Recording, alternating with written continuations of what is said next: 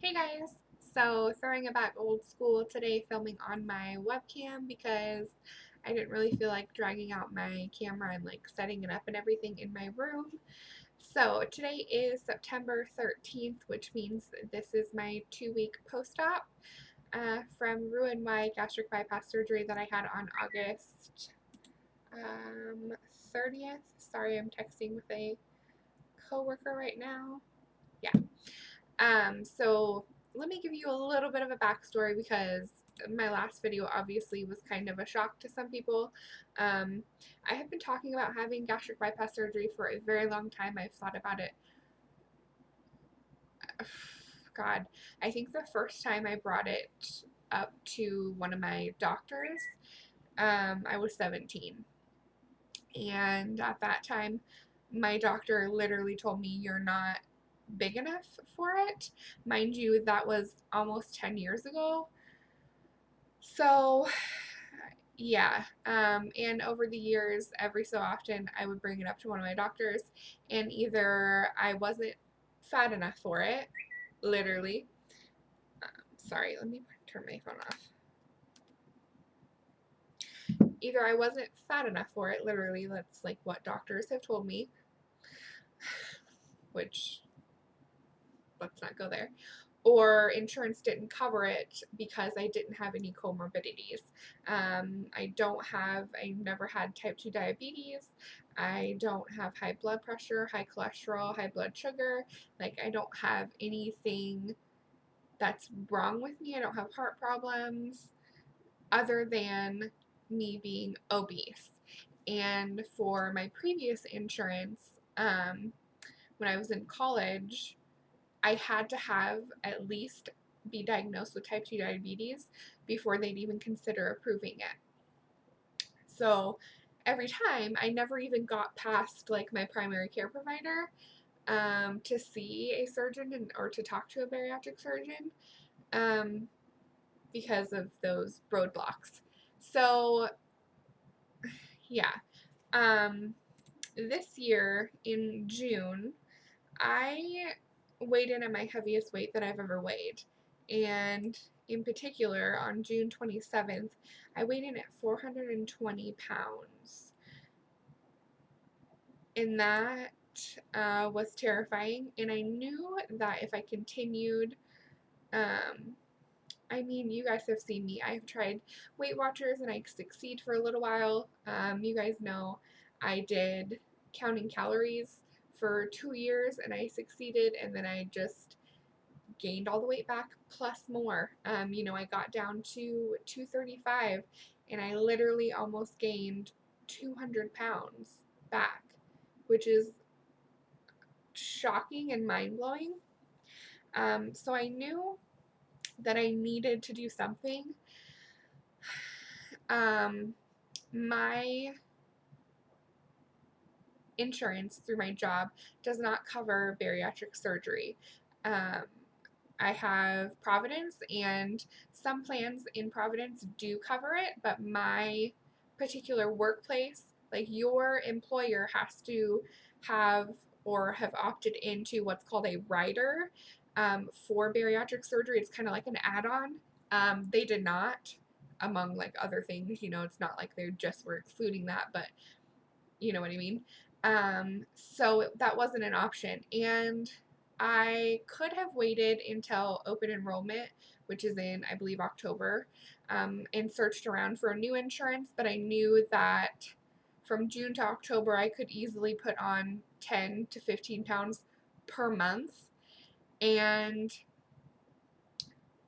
I mean, in October, even if I did get another insurance, then they did end up covering bariatric surgery, I knew that the process to getting approved would be at least 6 months to a year. And again, in that time frame, I could potentially put on 15 pounds a month. I mean, I put on weight like crazy because there are points where I pay attention and I count my calories, and then there are points where I just don't, and I eat whatever I wanted, or I ate whatever I wanted, and it was horrible. So yeah, I started seeing a therapist so that is happening, or was happening, still currently am, but to talk about my disordered eating, because I do have an eating disorder. And I wanted to kind of wrap my mind around it. Anyways, so that's a little bit of the backstory.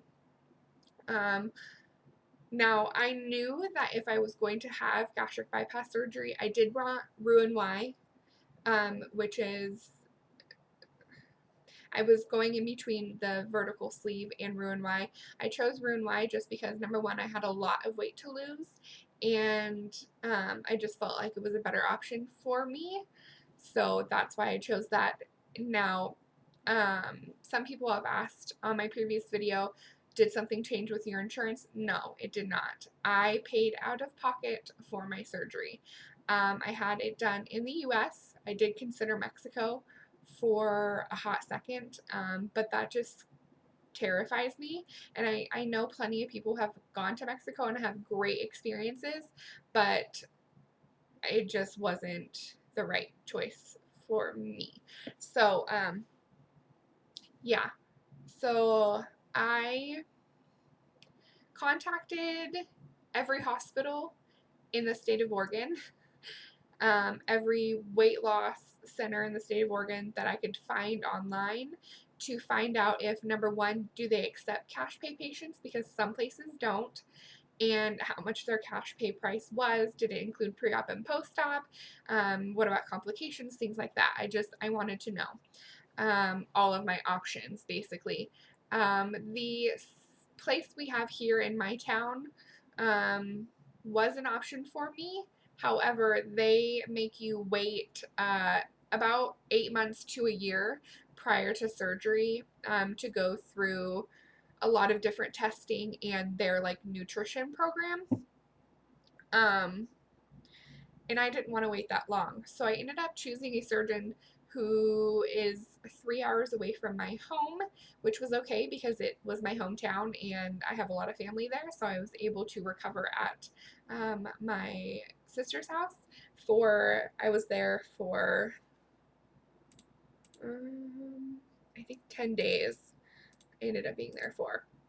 But yeah, I chose there. Actually, the surgeon that I chose, his name is Dr. Tersini. I had surgery at a Bay Area hospital. He works for, or he owns Bay Bariatrics, but that is who I chose for my surgery. He's been doing bariatric surgery for 20 plus years, and he's incredible. So that's who I chose. Now, talking about pre-op stuff, I had to go down for my consultation appointment, and I talked to the nurse on the phone. She is an actual RN, which I feel like doesn't happen very often. You normally just talk to an MA or a receptionist. I actually talked to the RN. She has worked with him for 17 years. 17? No, 15 years. She had Roux gastric bypass surgery done 17 years ago. So I talked to her, and she said because of my weight, he's going to want me to get some pounds off before surgery. So I called and talked to her on June 27th, which was my highest weight of 420. She had me start a pre-op diet of a Premier, or I did Premier Protein, but a protein shake in the morning, protein shake at lunch, and then like a small dinner. I could have like a lean protein and a vegetable. I chose to have salads just because that's what I was like craving. So yeah, I went in for my consultation on July 25th, and at that point I was 407. So in about a month, I lost 13 pounds on that like little pre-op diet.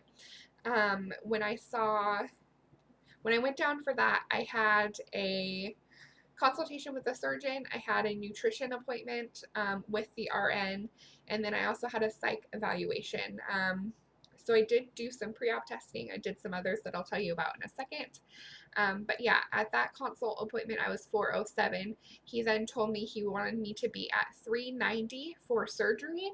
And that was a little daunting at first. That's 17 pounds, and I was kind of freaked out. But at that point, I scheduled my surgery for August 30th, so about a month later. And most people, they put on a 2-week liquid diet prior to surgery.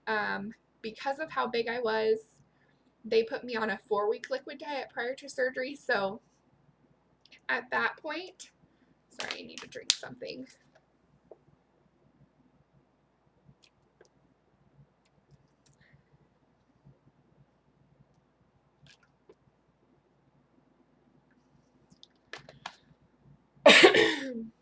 So at that point, I went on just liquids. So I was drinking just my same Premier protein in the morning and at lunch, and then soup for dinner. That's it. Sometimes I would have soup for lunch and then Premier protein for dinner. It just kind of depended. But I was on just straight liquids.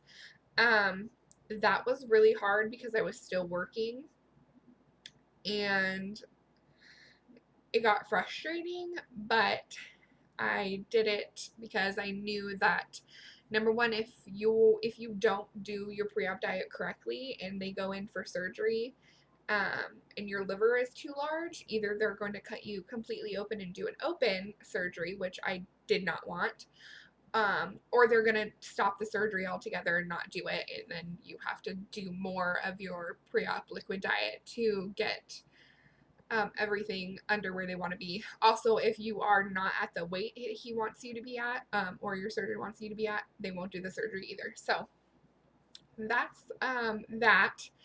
Prior to the surgery, after the consultation, I did have to get lab work done, just to check my labs to make sure everything was kosher there.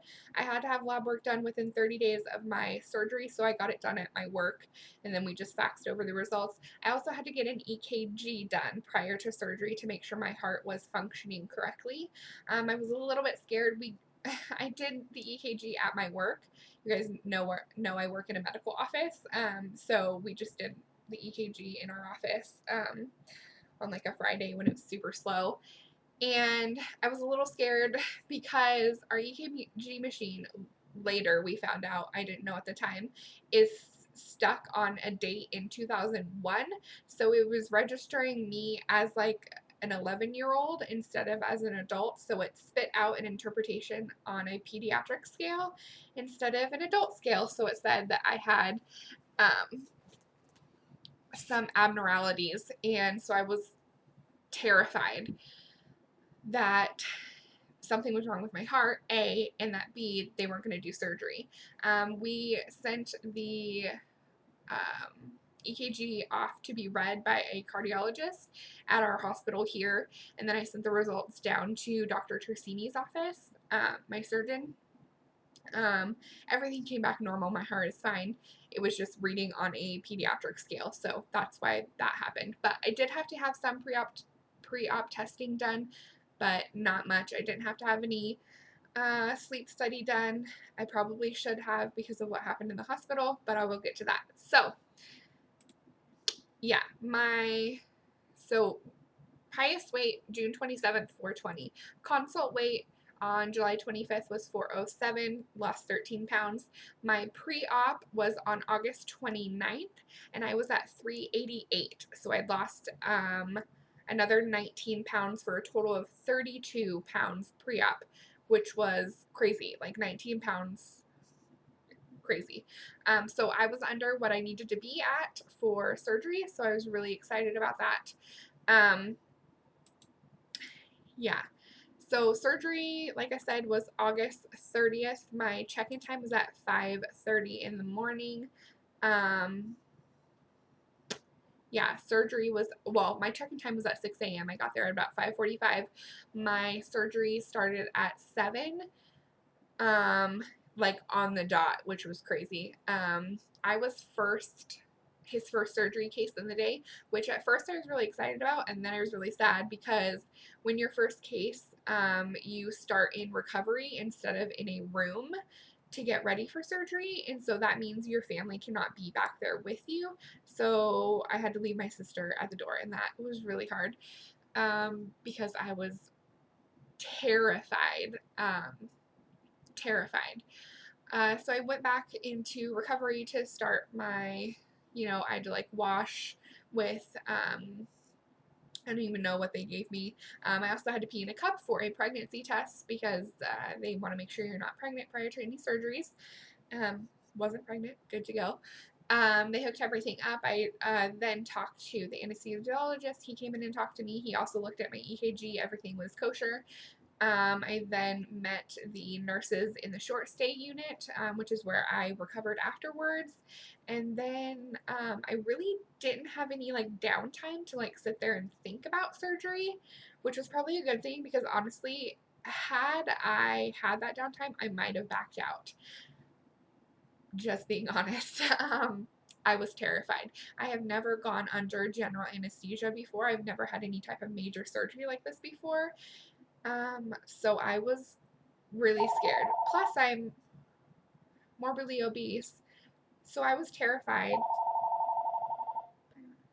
I was terrified that I was gonna not wake up. Like, let's be honest, I was really scared.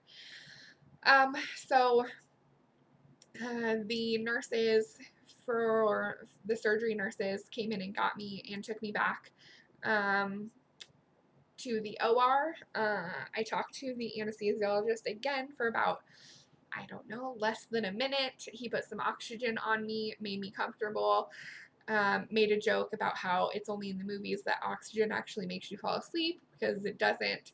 He then proceeded to put something in my IV, and literally the second it hit my IV, I was out. Like, there was no counting sheep. There was no, like, there was nothing. I was out. And the next thing I know, I woke up in recovery. I was a little bit nauseous in recovery, so they gave me Zofran, and then they gave me some Phenergan because they don't want you to throw up after your new stomach is done. And that was, I had a little bit of bouts of nausea, not like too bad though, so that was good.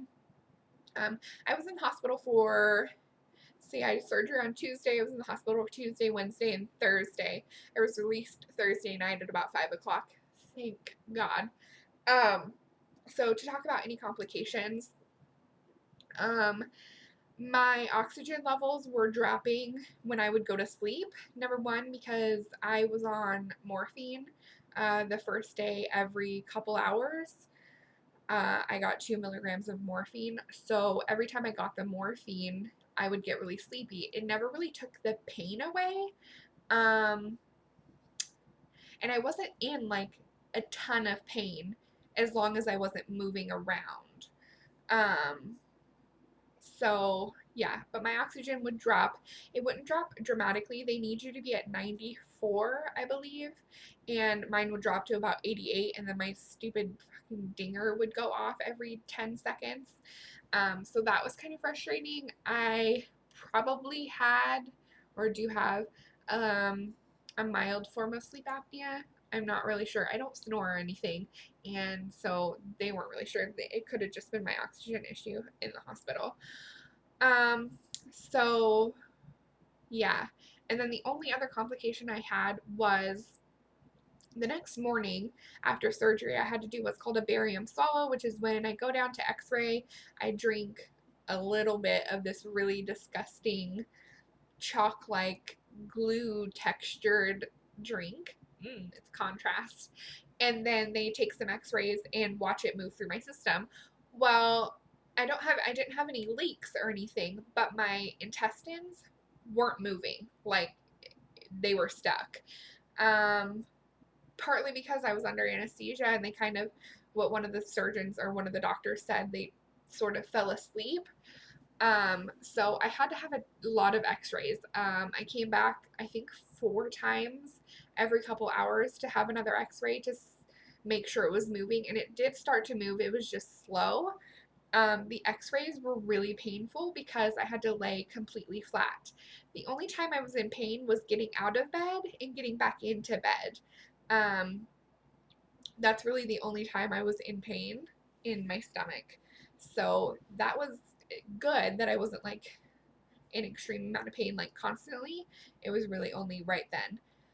So yeah, I was released from the hospital on, God, this is 20 minutes long. I'm really sorry, guys.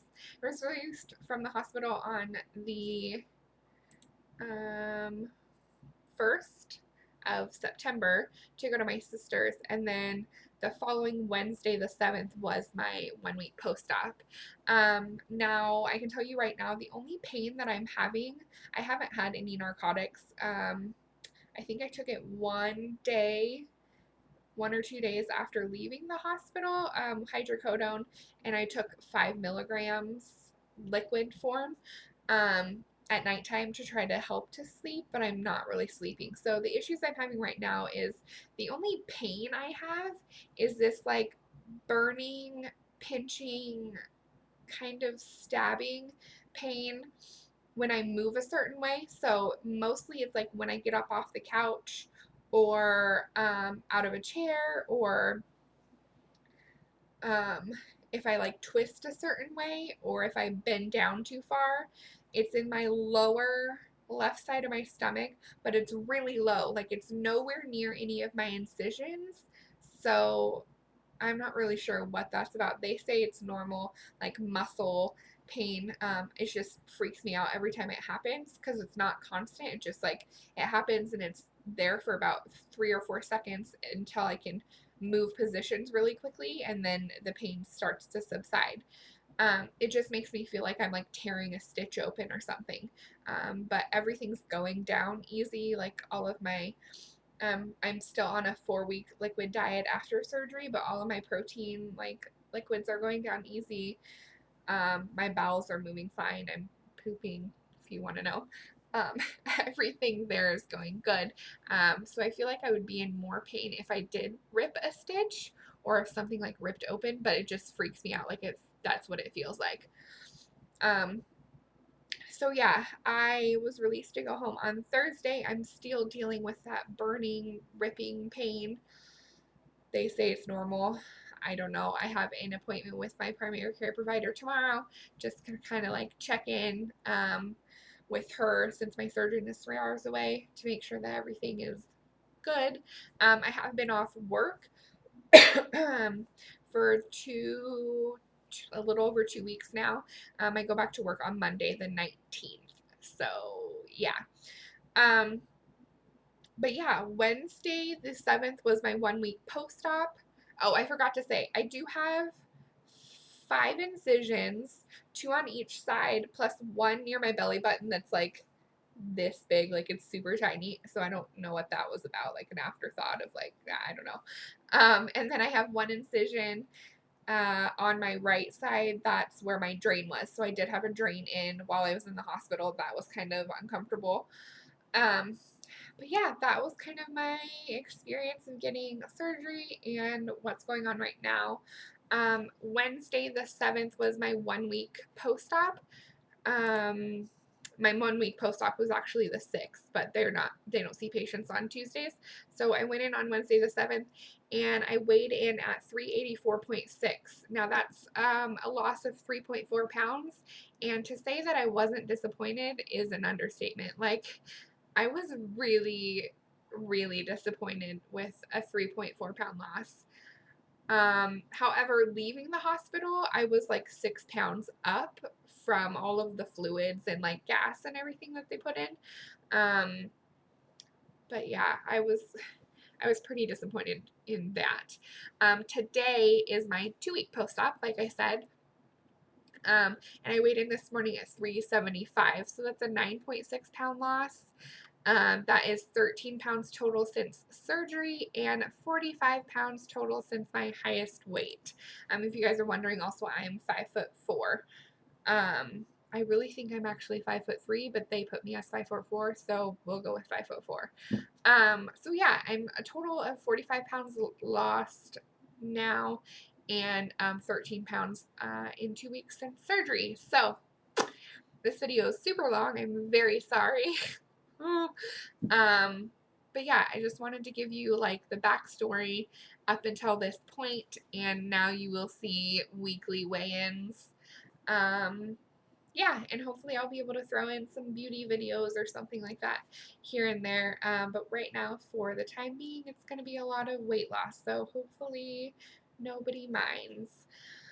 I am walking every night, not very much or very far, but I am like getting up and moving. I do have to give myself Lovenox injections, which is a blood thinner, just to make sure I'm not getting any blood clots, but I am up and walking and, you know, trying to get moving so that nothing happens like that. But yeah, I think that's about it now that I've talked for 25 minutes. I hope you guys enjoyed. If you've had surgery, please let me know down below. I would love to connect with you. And yeah, that's it. I will talk to you all later. Bye, guys.